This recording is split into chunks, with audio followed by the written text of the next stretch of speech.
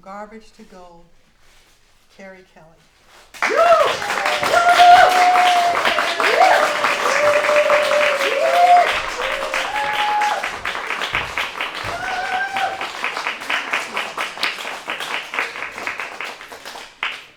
So, have you seen the bumper sticker that says, if I had known how much fun grandchildren were, I would have had them first? I had them first. Want to know my secret? Yeah. So, you find a man about twice your age who already has kids, you hog tie him and drag him to the altar. And then it'll be his kids that will grow up, get married, and about 10 years into it, they show up on your doorstep and move in.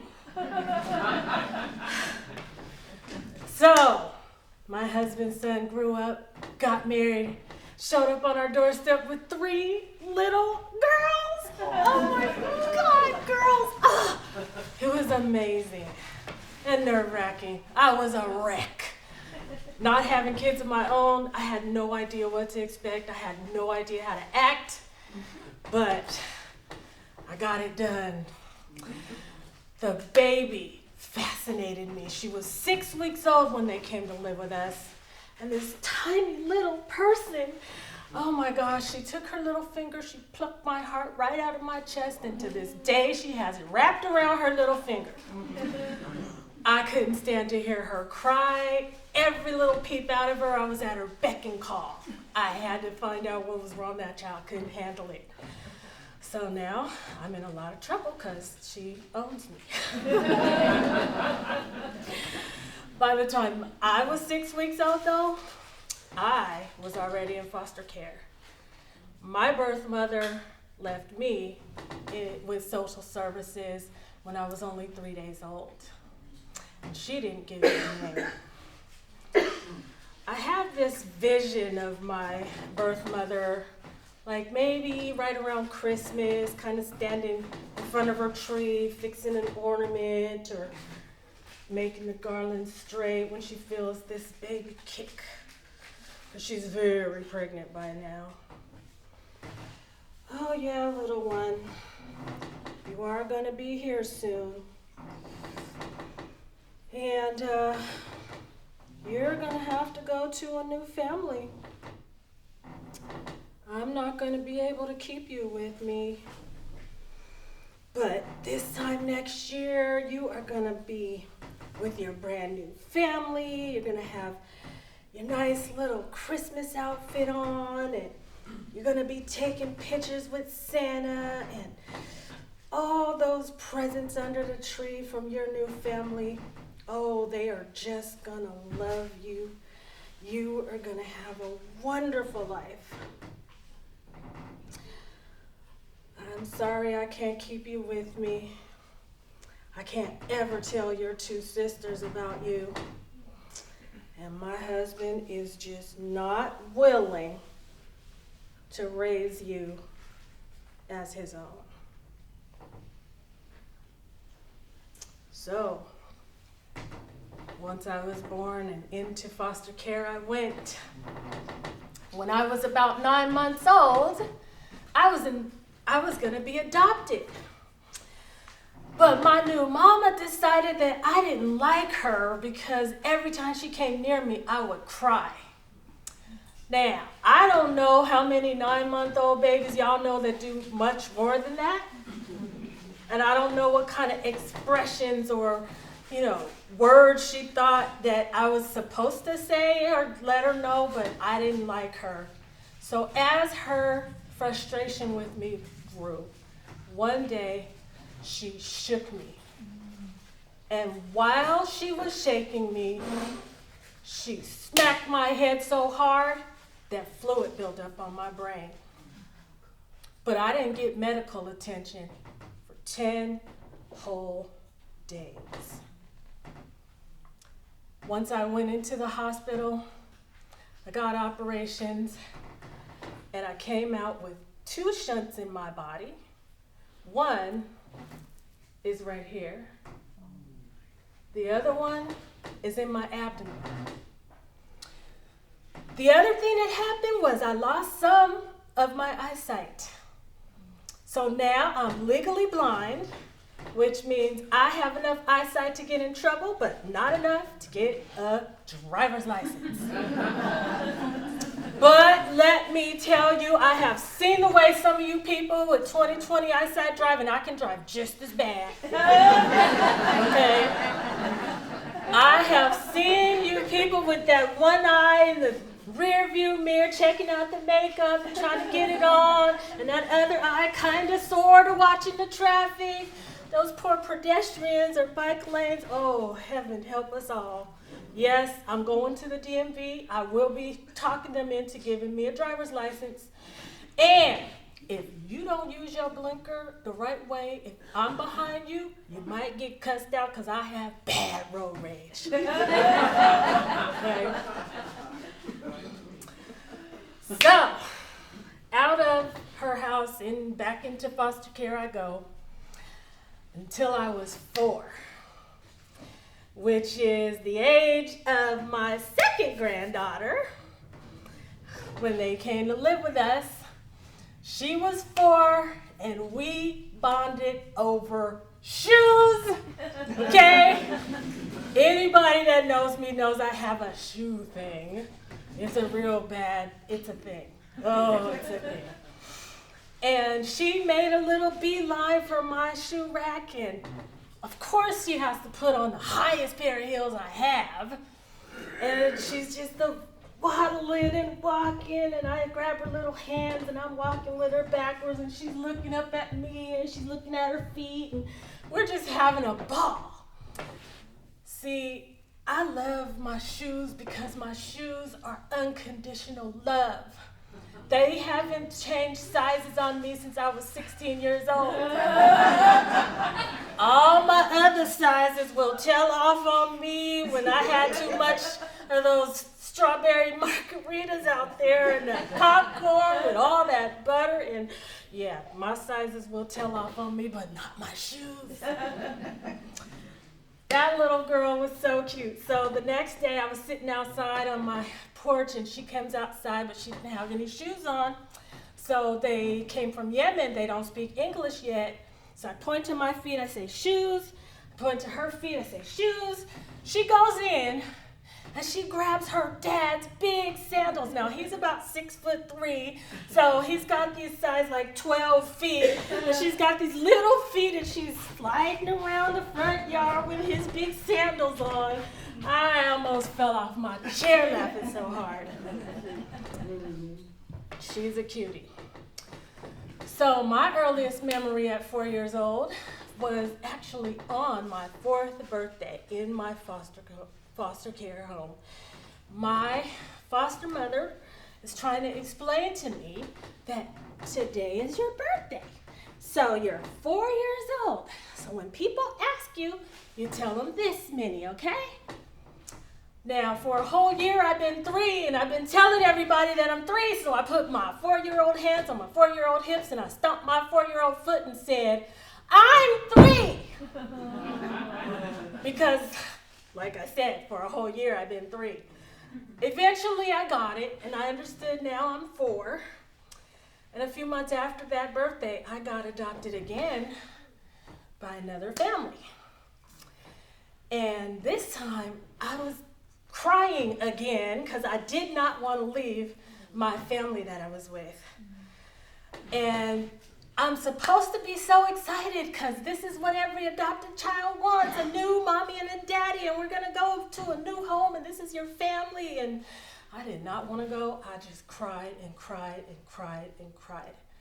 I got in the back seat of my new mommy and daddy's car, and I cried and I just kept crying.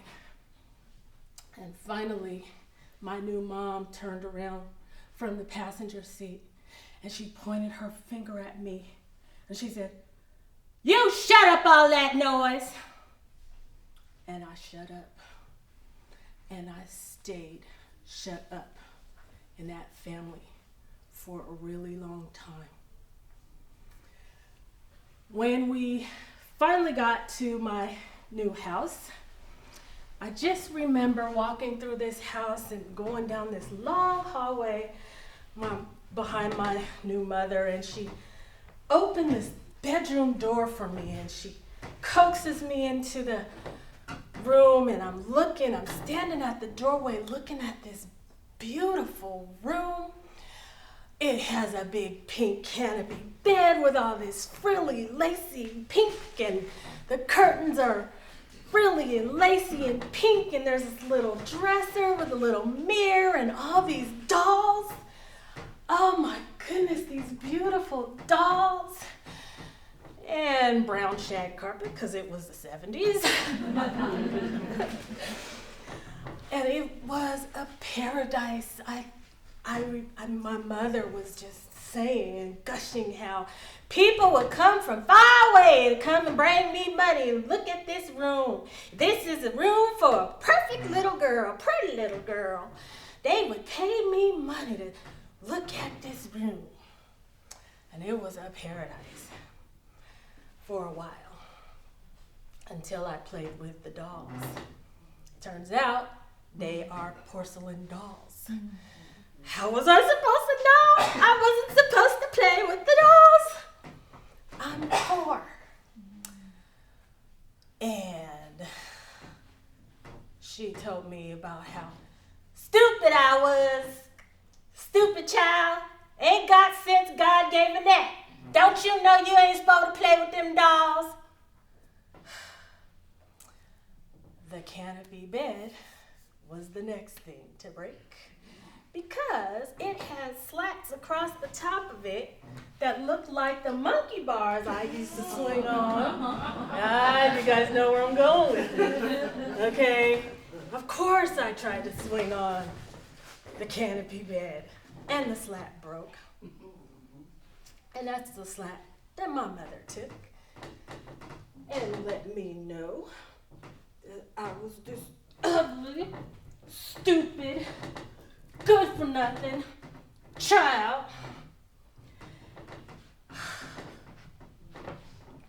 Wouldn't nobody want no half-blind child like you. You ought to be happy you got adopted at all. Ugly, stupid, good for nothing child.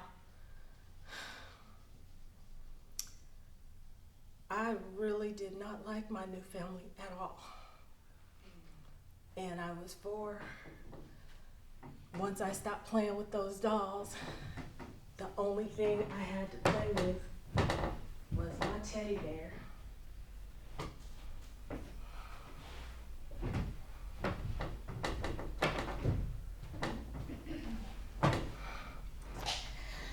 My mama makes my feelings hurt. She's so mean.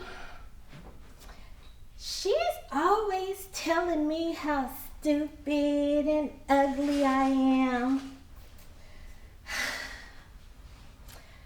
But you know what? Sometimes I get to be a pretty girl and I'm special.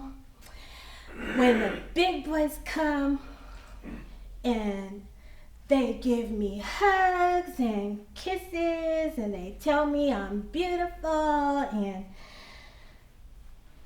but I have to play with Mr. Happy. You know who Mr. Happy is? Mr. Happy lives behind the zippers, and when he comes out, he's all sad and droopy. And they told me how to make Mr. Happy happy. I have to pet him, and he gets bigger and bigger, and sometimes I have to give him special kisses until the happy juice comes out. I don't like it. It's weird. I don't like it when they lay down on top of me and wiggle all around and make weird noises. But that's when I get to be a pretty girl and I get to be special. I don't really like my new family.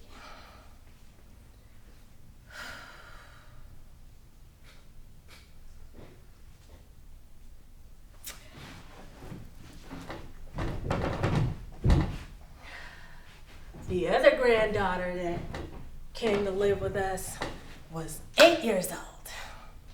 And what her and I have in common is being tenderheaded. Oh my gosh. The sounds coming out of that little girl when her mama picks up a comb and brush. Ah! Ah! Stop! Oh no, it hurts, it hurts, it hurts. Kalbas.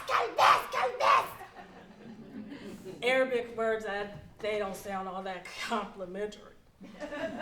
I wish I could have made those kind of sounds when my mother was gonna do my hair.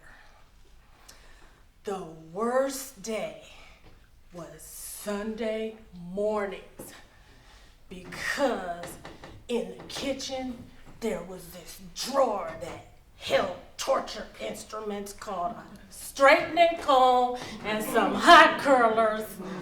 Oh, Sunday mornings was the worst.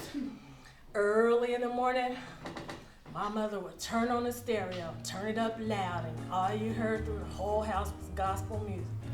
Oh, happy day. Oh, happy day. Until it wasn't. When she called my name. And the knot in the pit of my stomach would just get started. I would hear that chair scrape across the kitchen floor to take its place next to the stove. And then I heard the tick, tick, tick of that gas flame coming on. And then I heard the voice. Carrie, bring your tail in this kitchen and bring that hair grease with you. Oh no. Oh Lord, that was the longest walk from my bedroom to the kitchen. Lord have mercy, can I get a witness? Woo!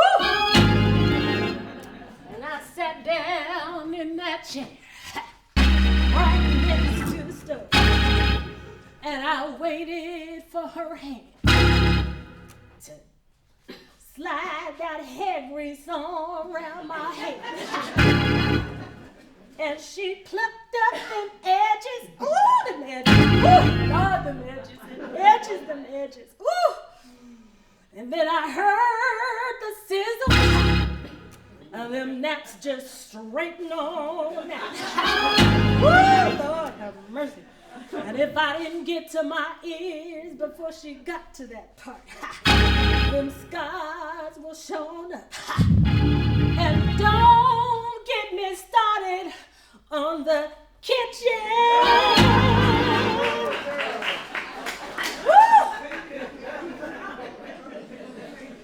Oh, but when it's over, when that hairdo was over,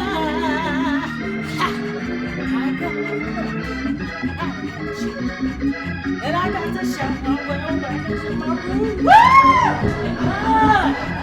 Woo! I had to dance. And I put on that Sunday dress and went on to church. When I was 8, I had on this pretty little yellow dress, and I sat in the choir stand with the rest of the little kids, because it was my turn to sing that day. And I was 8, and I had this voice that I used to use to sing around the house, and I'd get caught. My mother would stop me from singing anything that wasn't gospel, because if it ain't gospel, it's the devil's music.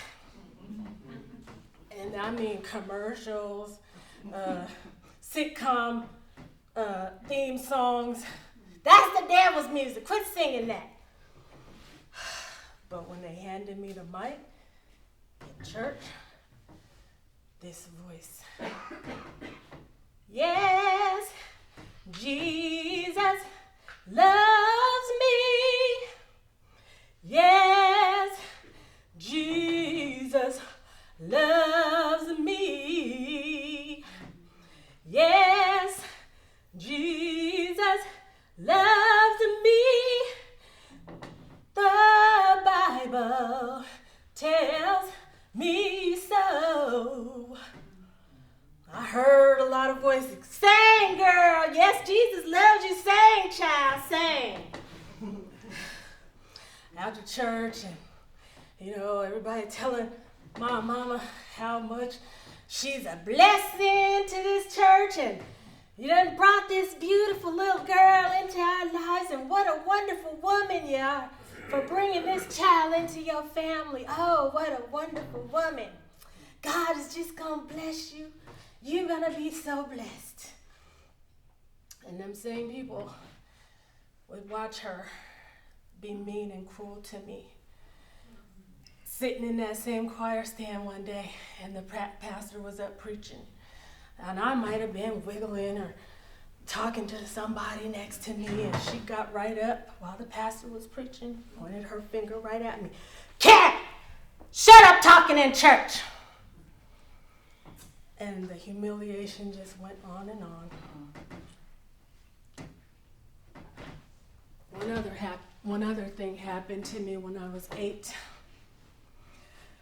My mother had a job that she had to be at really early in the morning, so during the school year, she would drop me off at her sister's house, and I would wait for the school bus to pick me up. My mother's sister had a grandson that was there, and he would tell me that I'm pretty and special and all that, and I would have to play with his Mr. Happy too. So one day when I thought it was the normal, let's go play with Mr. Happy, he took my clothes off. And that was strange to me. But then when I began to feel this pain that felt like I was being split in half, I started to scream and struggle and try to get him off of me. And he put some socks in my mouth and just kept going. And I heard the school bus that I was supposed to be on come and go without me on it.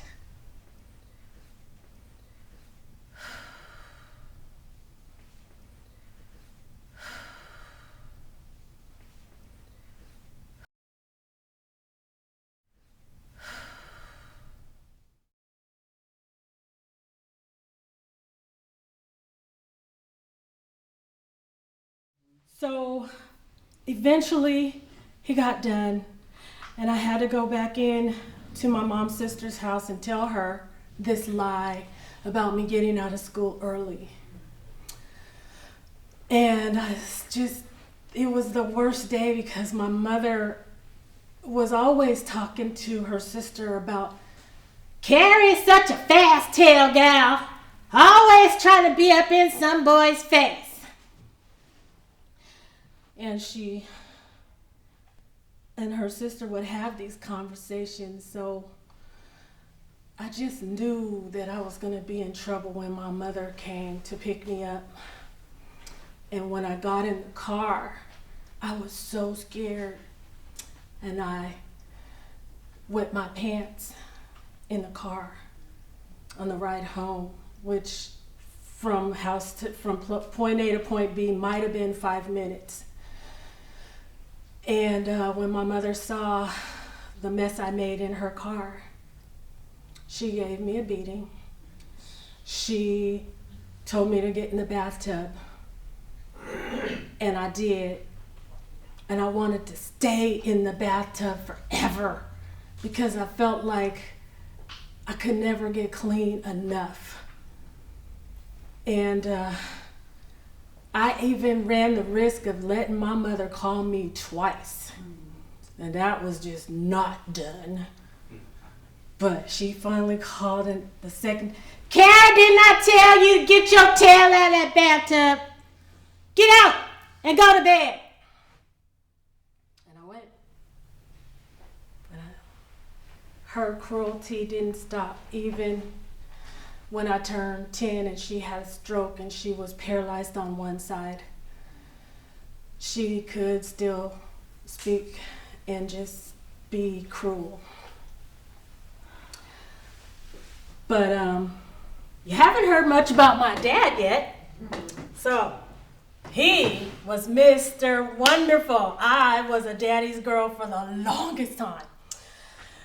There was a family around the corner from us that had a granddaughter that was my age, and so my dad would take me and her and our friends, and we would do the Chuck E. Cheese birthday parties and the Great America and Magic Mountain and Disneyland and all the fun stuff. My dad was the cool dad. All my friends just loved him, and I did too. I was the luckiest one until I turned 12. And one day, in the wee hours of the night, I feel my covers being pulled from under the mattress. And I wake up, and it's him. Now, by now, all those other people that used to live with us are gone, so it's just me and my parents. And he had never done this before.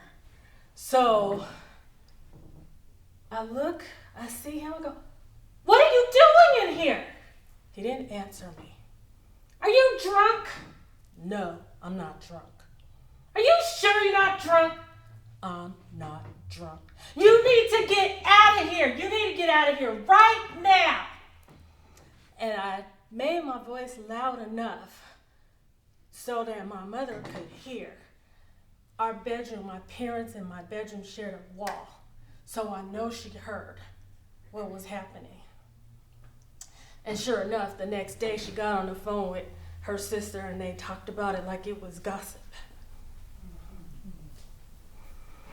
She passed away when I was 13. Every time she would go in and out of the hospital, I would stay with my cousin, her husband, and their 5 kids. And in that house, I never forgot that I was the adopted one. Okay. So, over the course of the years, I eventually did get to go back home. But then I'm in high school, and you know, high school girls have to have new outfits and new hairdos and new shoes and get the nails done and all that. So in order for me to get all that done, I didn't get to throw him out of my bedroom anymore. So I didn't get to graduate with my class either. In the day, 1987, I'm 17 years old, and it's the day before Father's Day. And I have to tell him, this is the day that I tell him that I'm not going to graduate from high school on time. So he proceeds to take me to a place in East Palo Alto. Before it got gentrified, there was a place called Whiskey Gulch. And I sat in the passenger seat and listened to him drone on and on and on. And I would see a few different people, women, pass by, and they had a certain look and a certain walk, and you'd hear the voice, "Hey, baby!"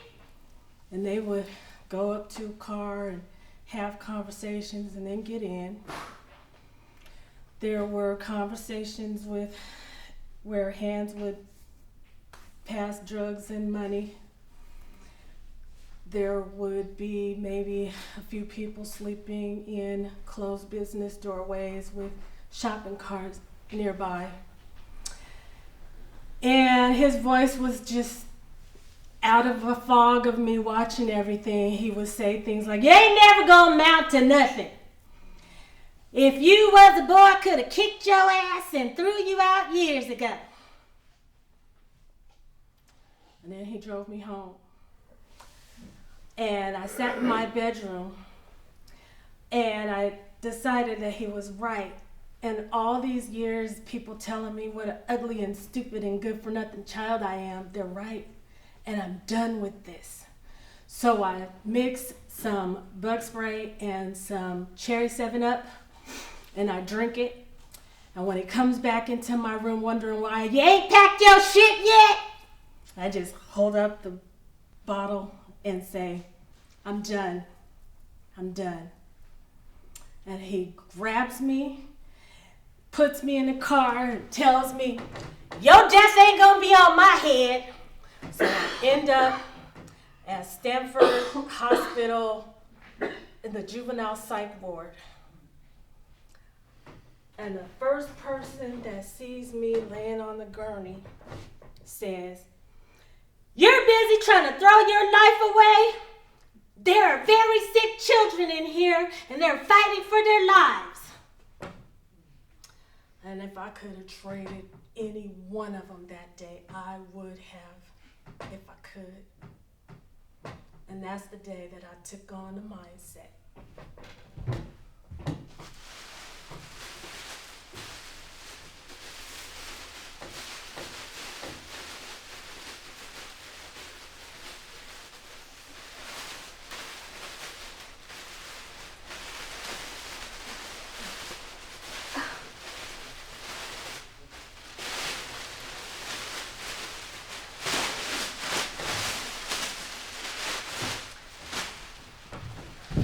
I'm sitting by the garbage can, waiting for the garbage man.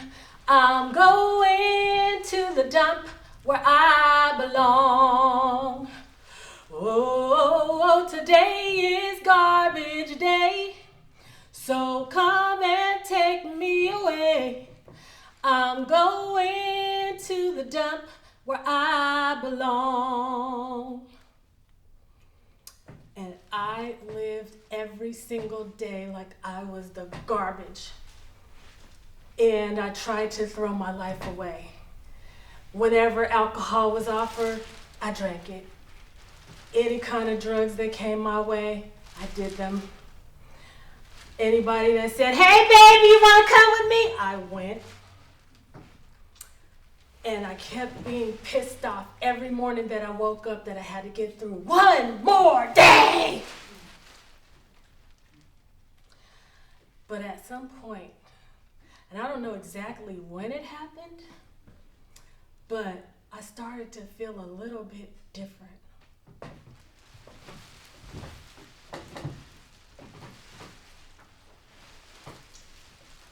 There was a little spark that was lit inside me. And I started to notice a few things. Like if somebody offered me some alcohol and if the smell hit my nose and it didn't smell right, I couldn't drink it. I had to put that down. There were certain drugs that I just could not do. Needles, off the table. I can't even get my blood drawn to this day without crying like a big baby. And as for the cars that I jumped in and out of, the only answer I have for that is divine intervention. Because I really did not want to come home at times, but I always ended up at home. So I started to wonder, maybe, just maybe, I have a little bit of value. Maybe I'm not the trash that I thought I was. So the spark got a little bit brighter.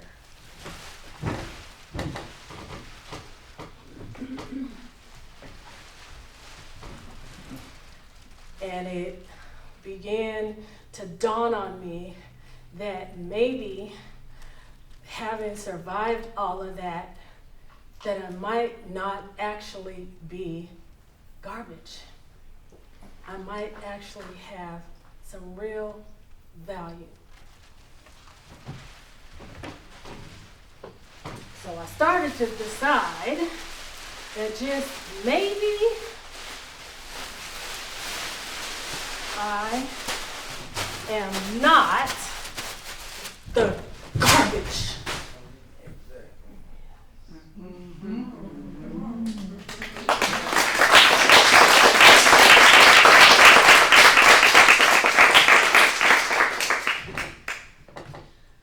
What if I was actually golden?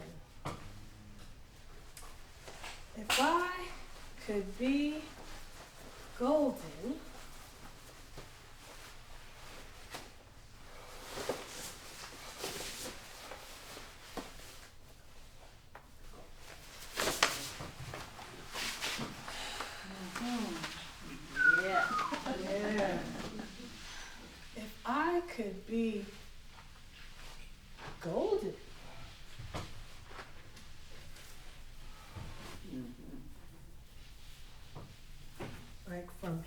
Tell Golden. First thing I would do is talk to that one who believed she was garbage and let her know she's not. Okay? She's not. I would go to that 17-year-old sitting in the passenger seat, listening to somebody tell her, if you was a boy, I could have kicked your ass and threw you out years ago. You just tell him he kept you around because you were a girl, but now he doesn't get to fuck you anymore.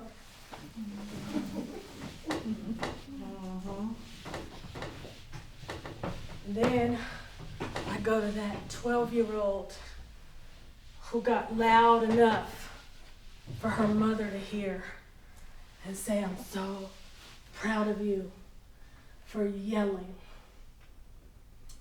That is the experience that's gonna light the fire that still burns to this day when I know that there is somebody who knows a child is in harm's way and they don't say nothing and they don't do nothing.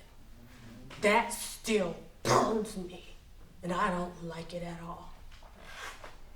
We're about to deal with some big family gatherings coming up pretty soon, and we're going to talk about that right now. When I say the word holidays, there's something that happens in somebody's stomach or in their throat, that stress thing, because they know they're going to get a call from Big Mama. Big Mama calling. Girl, you're going to have to bring that peach cobbler over here that day. And I want you to bring them babies over here. You don't want to go because you know Uncle Nasty's going to be there. And Uncle Nasty is going to want you to let him hug your uncle. Come give your uncle a hug. You can sit on my lap. Okay, well, I'm going to give you some tips to how to deal with Big Mama and Uncle Nasty. Okay? When Big Mama calls your house and tells you about bringing that peach cobbler and all this other stuff, you can just politely tell her that your car don't start that day. Or you can go, and when Uncle Nasty starts coming near your babies, you put them behind you, you stand up in front of him, and you say, no, no, no, not today. And you can say it loud enough for Big Mama to hear you, because you know you can't tell Big Mama nothing about Uncle Nasty because that's her favorite. You try to tell her something about Uncle Nasty, her heart might start palpitating and her blood pressure gonna go up. Well, okay, that's fine. You hand her her medication. You dial the 911 if you need to dial the second one.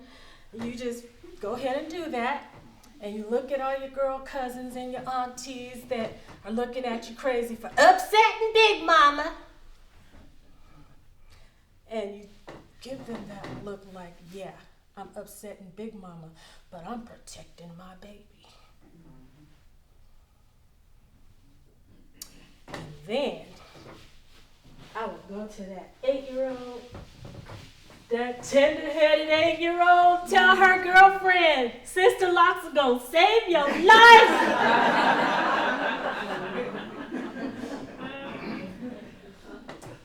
And I'm gonna tell her to keep singing because your voice is gonna be a healing gift for yourself and other people.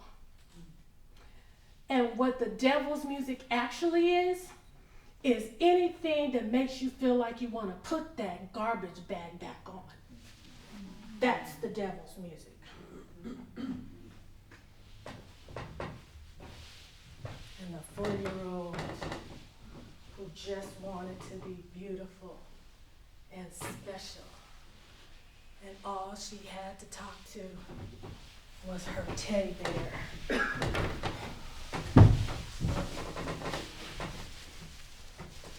We talk to that 4-year-old. Yes, Carrie loves you. Yes, Carrie loves you. Yes, Carrie loves you because I told you so.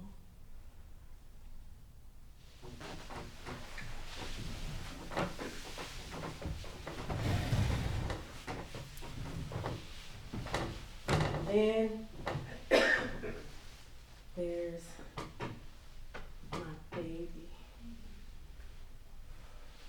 My precious, precious baby. Who couldn't stay with her birth mother. Who couldn't communicate the knowledge of knowing who is safe and who's not, except for to cry. This baby carried a lot into this world. So your name is Carrie. K-A-R-I. And you are strong and you are resilient.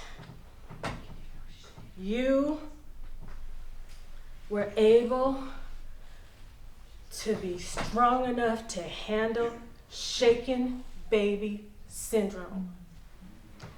Your head was hard enough not to crack when you got hit.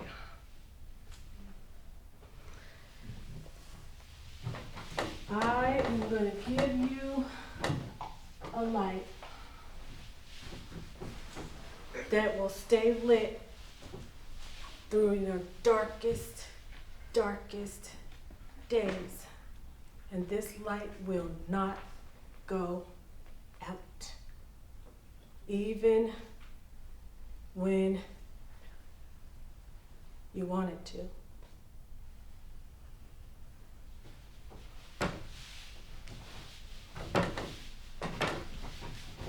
If I can help somebody as I pass along, if I can cheer somebody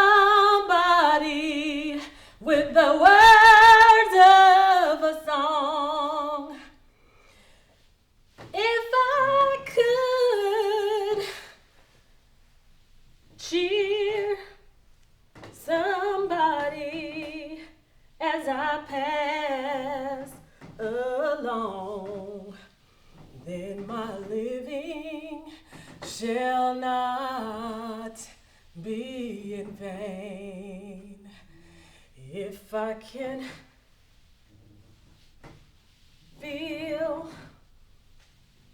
the babies when a child is in need, if I can see the babies prosper and succeed, if I can help somebody with a word or a deed, then my living shall not be in vain. And my story won't be in vain. And everything that it takes for me to get in front of people, to ask for no other child to ever have to go through what I went through, it will never be in vain. Thank you.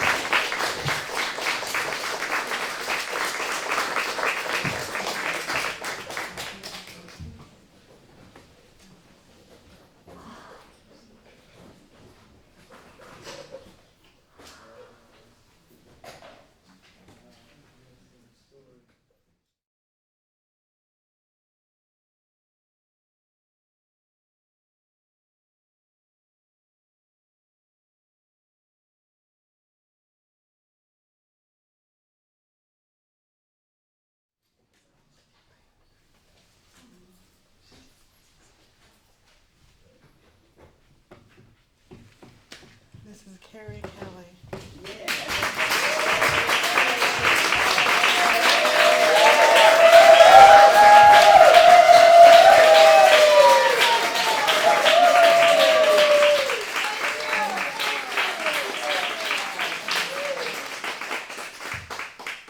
Thank you all so very much. You want to have a seat?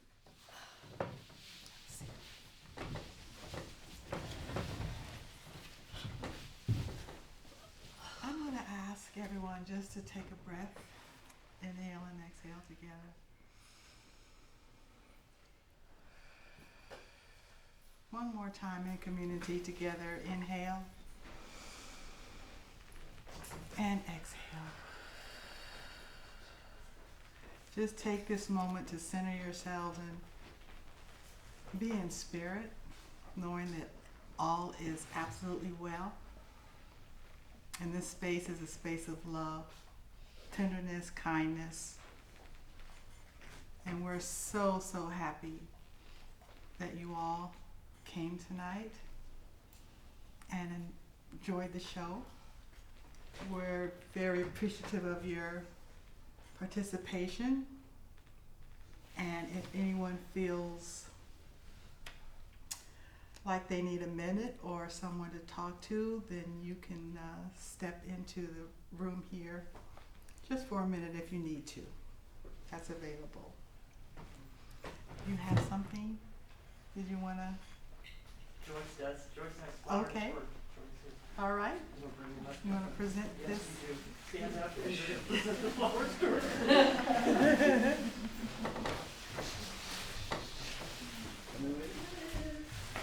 Go forward. Duchess, darling. Hi.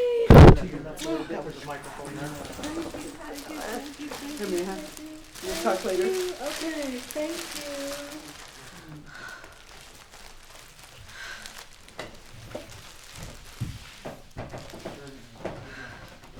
So how are we feeling? Good? Great information, great performance. And I would just like to take this time to introduce some of the people that supported Carrie in this endeavor, which we know was, it's from the heart. Yes, it's from the heart. From her heart to your hearts. Yes. I'd like to introduce the director, the person who supported and is creative and insightful and wonderful, Miss Vicki Della Gioia. Would you please stand?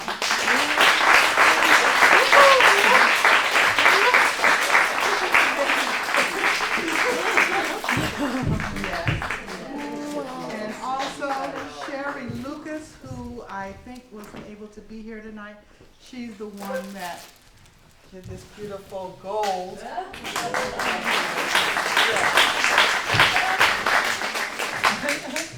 And the volunteers, Carolyn C.J. Jones, who's at the front door. Shelley Benavides.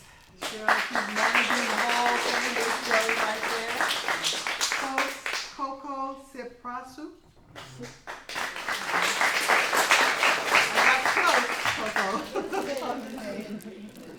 And Collie McVicker.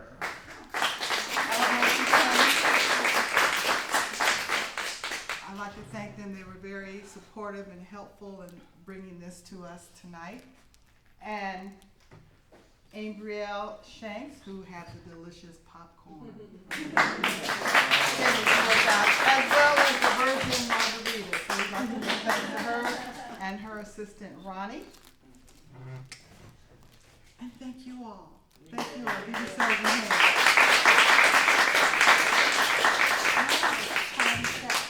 What is it now? 7. Okay. So we have some time for questions and answers. Is there anything else you wanted to? I gotta say thank you to my #1 fan, Oh, yes. my husband.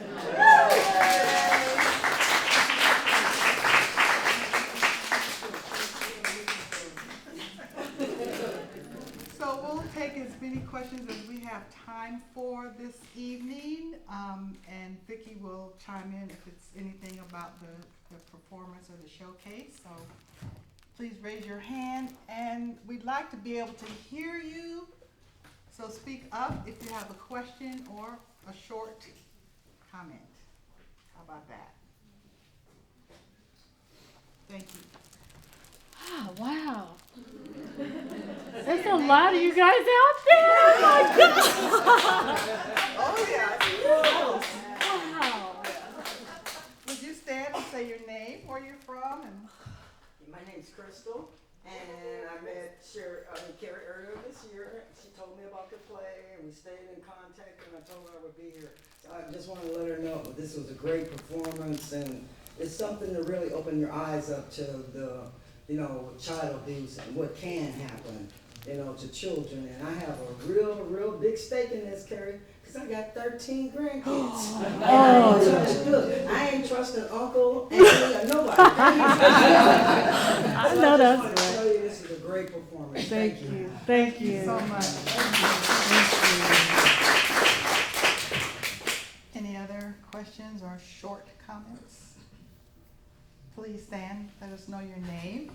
My name's Colleen McVicker, and I'm a friend of Carrie's. Carrie, I just have to tell you that so honored by you telling your story. And your story this time, it's like each time I hear you tell your story, you do such a beautiful job of digging down deep and telling it in a new way.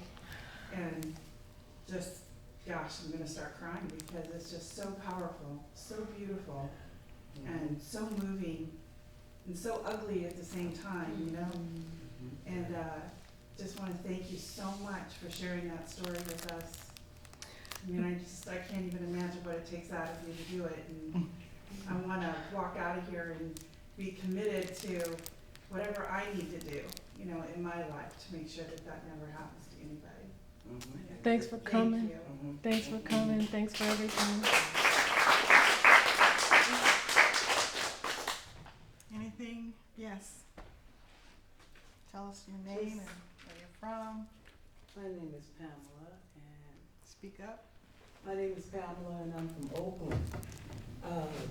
Just commenting on what the lady said back here, the light is brighter, my dear. Mm-hmm. That's why the story changes, because every time you take one of those shades off that light, it gets bright. Uh-huh.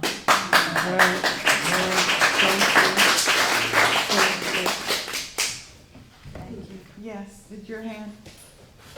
I'm Carrie, and I sing with Carrie at church, and I just wanted to tell you, I don't know which is larger, they're both tremendous, they're massive, your compassion or your bravery. I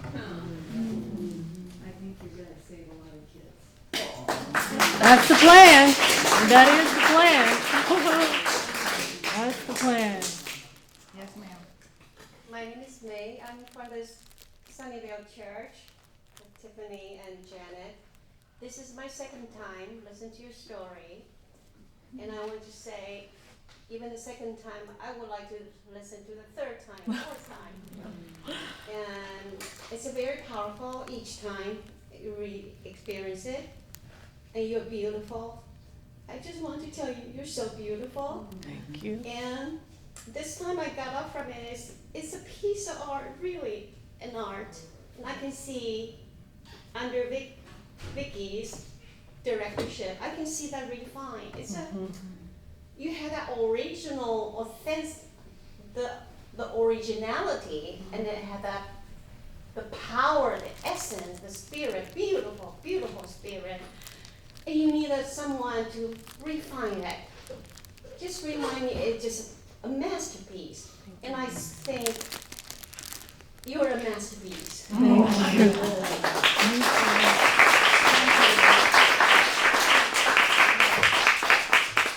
Keep the accolades coming. Yes, in the black sweater. Yes, my name is Cheryl Watkins, and I first met Carrie from Toastmasters, and she did a very small speech for presentation tonight. I consider her a beloved friend. I've kind of lost touch, but I'll reconnect Oh, we'll fix that. with Carrie later. But I had a question in terms of your healing. Is this something that is just continued in terms of your healing process? Oh, Is it yes. part of your healing process? Yes, it constantly, because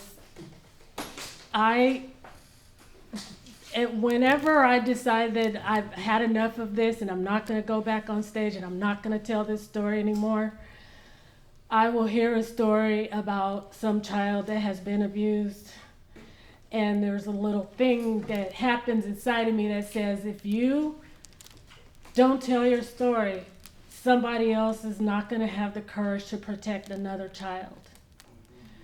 Because I am very committed that every time I share my story, somebody will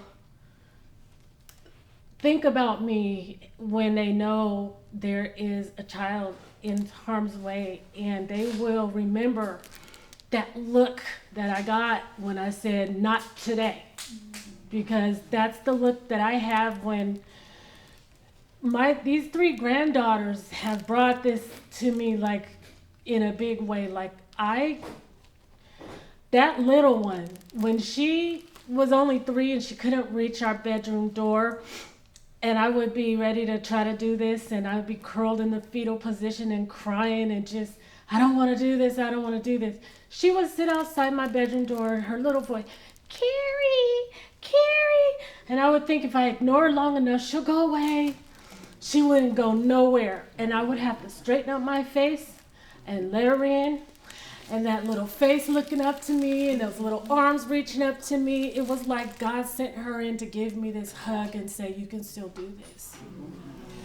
And she's 4 now. She barges in my room like she owns the place, but she still wants to spend time with me. And I look at her and I go, I can't have nobody bothering my baby. And her sisters are just these beautiful girls. And what keeps happening is that I'm not always going to be around, and somebody that heard my story is going to be able to stand in the gap if somebody wants to hurt my babies. And the way I know that's going to happen is me telling my story enough, taking it far enough and wide enough so that no matter where they go, somebody is going to think of me and see that look, not today.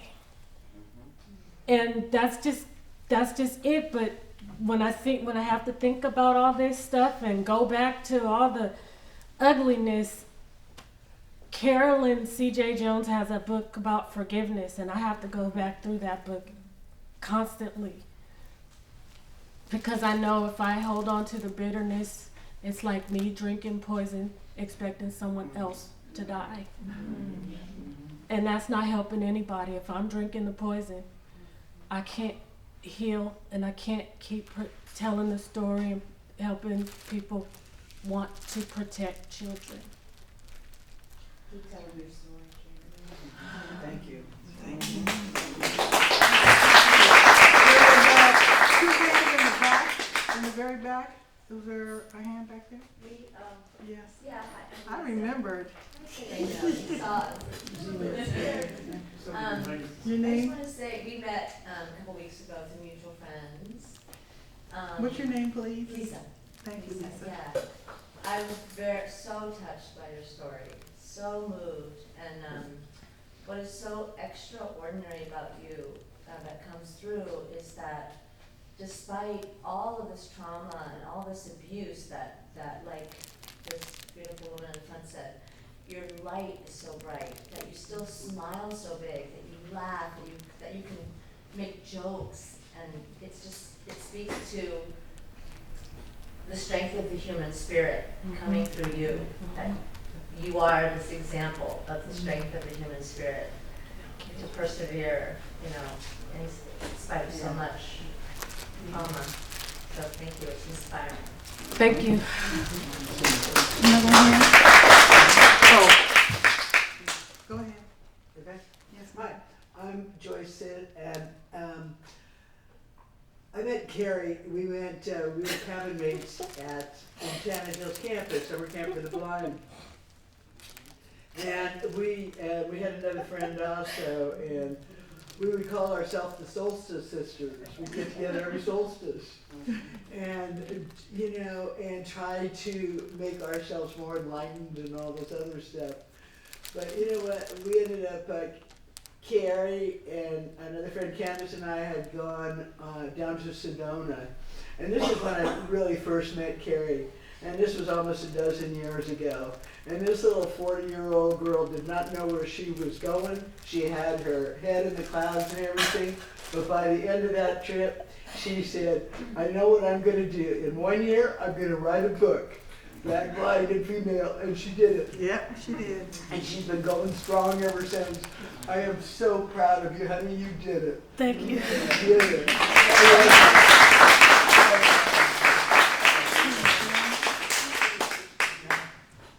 My name is Elizabeth Stewart, and I met Carrie. She came up to speak at our therapeutic family camp that we host once a year. Speak louder. Speak up. Speak up. My name is Elizabeth Stewart.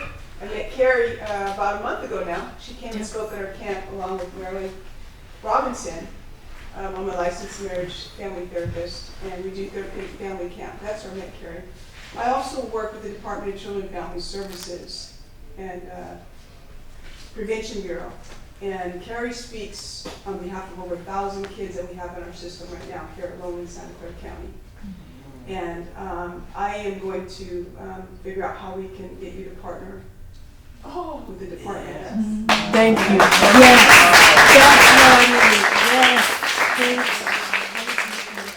Yes. I think it should be a concern for all of us. We have more than 1,000 kids, and numerous, I can't give you the exact stats right now, numerous kids of color in the system, and just proportionality. Mm-hmm. So we have a lot going on in our county, and I think your story will encourage and inspire hope to so many of our kids that are trying to navigate through the foster care system that don't have a voice. So thank you for your bravery. Thank you. Thank you.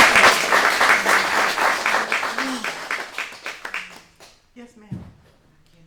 Say something. Carrie's my god sister. Your name, we grew up please. together at the same church. Uh-huh. So the story, and I didn't even know her story, but as we shared, as we connected back, it's just a powerful story, and I'm so blessed to know her and her for my family. And so I'm just honored to be here, and thank you for sharing, Carrie. God is going to truly bless this. Thank you. And your name? Marilyn Randolph. Thank you.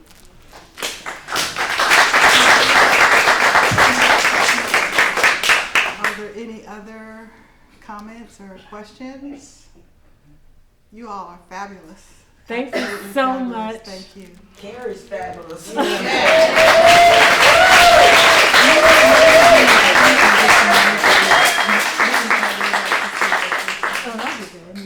Yeah, let's do that. Okay, let's do that. We just collaborated on this. Put our heads together. Would you all mind just saying your name, just your first name, so Carrie knows who's in the audience and doesn't have to go back and look at the sheet and all that kind of stuff. Well, she'll do that, but I think it would be good have her feel really fulfilled and appreciative of each one of you here. We know she has a personal relationship with everyone. So would you mind just starting at the back at the end and just say your name and Trisha Garrett. Trisha. yeah. Next. Make a comment though. Oh, okay. So very proud of you. This is amazing how it continues to develop, and you know, I'm so excited, and working with Elizabeth and working with the girls in foster care and everything. Yes. But also Vicki. I don't know if you guys know Vicki, but Vicki is absolutely amazing. And what I love about Vicki is how she embraces us women of color. And just no judgment, but just submerges herself in who we are and allows us to express ourselves. Love it. And so thank you, Vicki, because I've worked with her. She's Colleen McVicker. I'm Camise. Lisa Leahy. Go ahead, you can go next. Me? Yes, sir. My name's Bernard. I appreciate your story, and it's very encouraging and enlightening. Thank you. Thank you. Vicky, and I know a 6-year-old who's being emotionally abused. I just got to figure out how to help him. Thank you. Thank you. Thank you. Carrie Lewis. Shelby Benavides. CJ. CJ. Coco. Larry Richter. Debbie Scrivens. It was a beautiful performance, Carrie. Thank you. Thank you. Matthew, there is no flaw in your performance. When you bring your humanity like you did, that was a perfect performance. Thank you.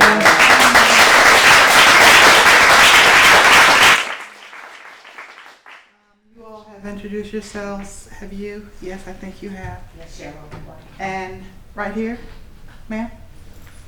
Ida Hardy, Margaret Jackson, and let me just say this, amazing.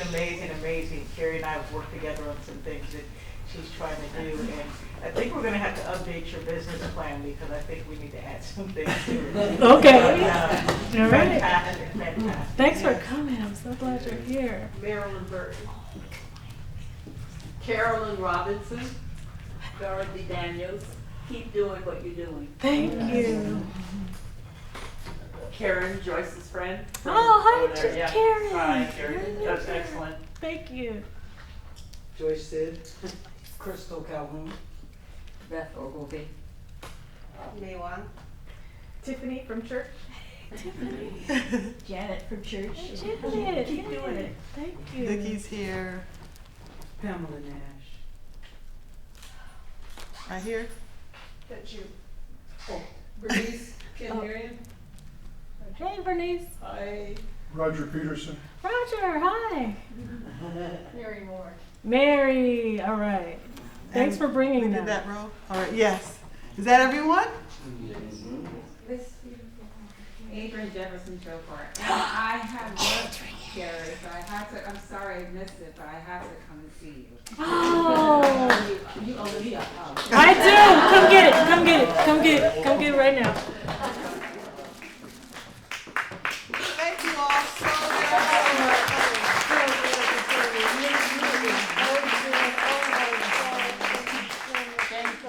So we have our marching papers, yes, our marching, if you so choose to accept your responsibility now that has been put out here by this wonderful, fabulous, resilient, and beautiful woman, Miss Carrie Kelly.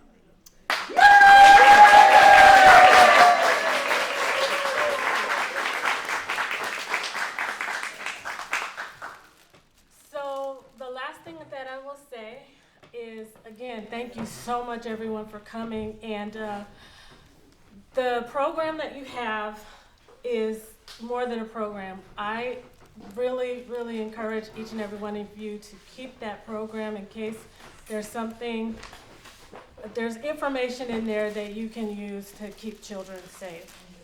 It's not all of it, but it's a start.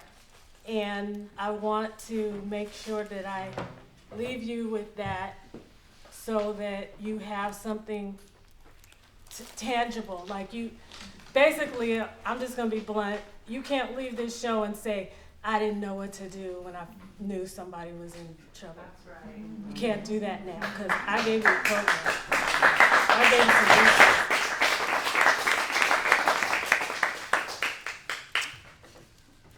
Okay, I think I'm good. I said thank you. Just check.